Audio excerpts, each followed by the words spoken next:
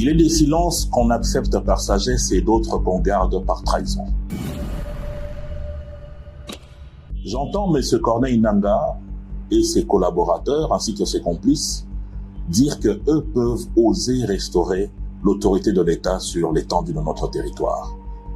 Un mensonge parce qu'on se rend très vite compte que pour le peu de temps qu'ils ont occupé le territoire national, il s'est suivi des meurtres, des pleurs, des viols et la désolation complète sur le territoire national. Le monde doit savoir que le président Félix Tshisekedi n'a jamais trahi le Congo et ne le trahira jamais.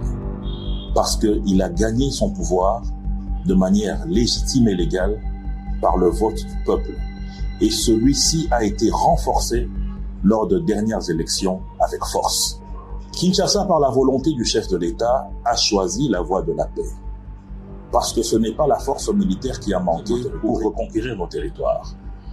Mais il faut savoir une chose, c'est que le chef de l'État tient compte de tous les Congolais, même ceux qui aujourd'hui sont sous le joug de ceux qui les méprisent et les traumatisent. Son souci primordial, c'est de pouvoir préserver la vie. Parce que même si aujourd'hui, par la force, il y a une récupération de nos territoires, les balles ne choisissent pas qui faucher. Elles peuvent choisir de faucher les ennemis, mais aussi un enfant ou une femme. Donc la voie de la paix a été choisie. D'où le processus de Doha, appuyé par celui de Washington. Mais il est important de noter une chose, que la communauté nationale et internationale puisse retenir que le chemin de la paix est un chemin sacré et que ceux qui refusent ce chemin, comme nous l'avons entendu lors de la dernière sortie médiatique des membres du M23 AFC, ils vont se briser.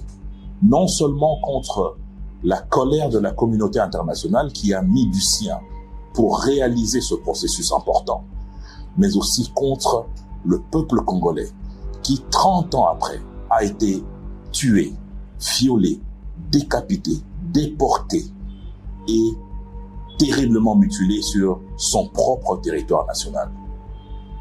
La colère de notre président de la République, garant de notre intégrité territoriale. La colère de notre armée, rempart de la paix de notre pays. Et surtout, lire des âmes perdues lors de ces aventures meurtrières qui existent depuis maintenant 30 ans sur le territoire national. Toutes ces colères s'abattront sur ceux qui vont se mettre entre ce chemin de la paix et l'initiative qui a été ainsi enclenchée. L'État congolais n'est pas un gâteau qu'on se partage. Aujourd'hui, des années après la conférence de Berlin, il n'est plus question de se partager les minerais à coups de fusil.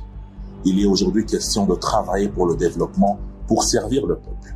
Et ce chemin de la paix qui a été lourdement trouvé par la volonté du président de la République devrait avoir l'adhésion de tous. Et que ceux qui aujourd'hui sont en train de se mettre sur ce chemin doivent savoir que personne, alors personne n'est au-dessus de la volonté de tout un peuple qui n'aspire qu'à la paix derrière la vision du président de la République. Il faut donc que les gens notent que l'accord de Doha n'est pas une amnistie à la tuerie, ni une tromperie à l'histoire de notre peuple. C'est un chemin de la paix parce que la paix n'a pas de prix. Et cela a été fait pour permettre à nos populations de la partie Est de vivre réellement dans la paix sur leur territoire national. Et aujourd'hui, l'histoire va juger parce que 30 ans après, le monde entier est informé et est au courant que dans l'Est de notre pays, il n'y a eu que des meurtres et des viols pour le simple besoin de piller, de déstabiliser et de balkaniser notre République, comme l'a dit Patrice Emery Lumumba. Et depuis l'arrivée au pouvoir du président de la République, le chemin de la paix a toujours été celui qu'il a choisi. Et les gens devront retenir que l'histoire de notre pays en ce qui concerne la fin des hostilités dans la partie Est ne s'écrira pas ailleurs, ni à Kigali, ni à Goma, ni à Doha, mais ici, à Kinshasa, où les institutions ont choisi d'aller vers la paix.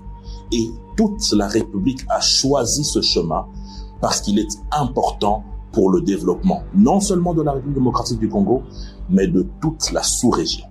Et que ceux qui vont résister à cela vont se briser à la volonté du peuple et à la volonté du président de la République, mais aussi et surtout à la volonté de toute la communauté internationale qui aujourd'hui sait réellement ce qui se passe dans l'Est.